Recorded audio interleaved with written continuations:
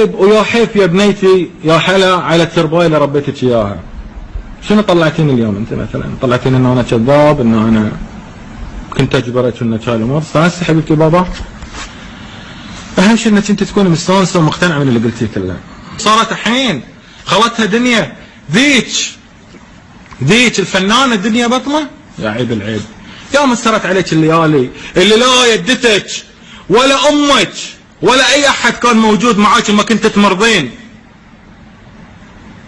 ولا اي واحد حطك بحضنه وطبطب عليك وقال لك يا يمه ايش فيك يا حبيبتي لا تخافين. عيلتي فكوني منها. ما عندي انا عائله، انا عندي ابو الله يخلي لي اياه تاج راسي، عندي اخت، عندي زوجه، وعندي بنت، وعندي ولدين بس. غير هذا الكلام ما بس. امي مشكلتها شغله واحده، ان انسانه ما تشبع.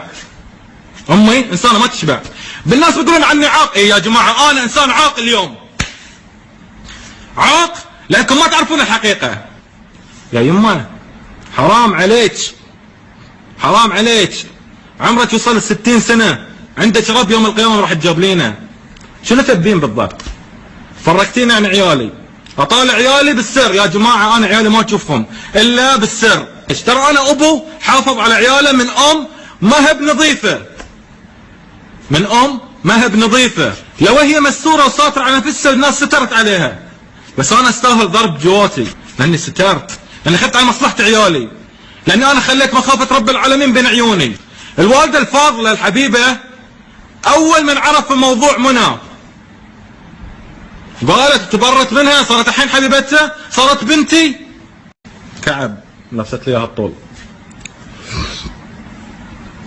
حطت لي ميك اب اللي تكلم عن الميك اب قبل شوي، ما ادري شنو تكلم عن امور محفظينها اياها حفظ، نفس ما انتم كلكم شايفين. اذا تقول لك انا مغني المفضل عبد المجيد عبد الله والنعم فيه الاستاذ عبد المجيد، ما حفظت ولا اغنيه، تقول لك اسمع عند البحر. اي بحر سمعينه؟ ترى عمرك 15 سنه يا بابا. اي بحر تسمعينه عنده؟ اذكر شنو اغنيه على عبد المجيد؟ اغنيه اللي انا حفظتك اياها، اللي هي غنوا الحبيبي مالت العيد ميلاد، اللي تغنينا لكل الناس، بس لان الكلام حافظينك اياه حفظ. وحلا اقول لكم من الحين اعتراف مني، حلا الترك لم تعد في الساحه الفنيه لاخر يوم في حياتي.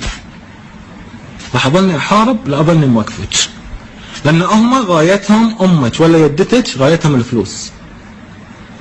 الفلوس حبايبي.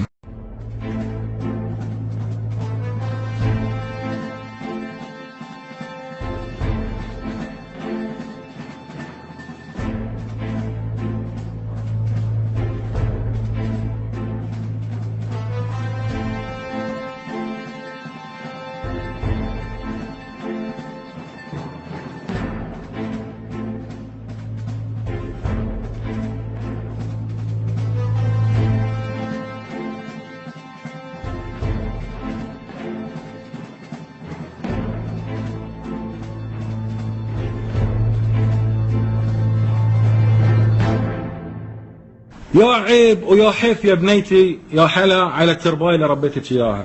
يا عيب ويا حيف يا بنيتي يا حلا على الترباية اللي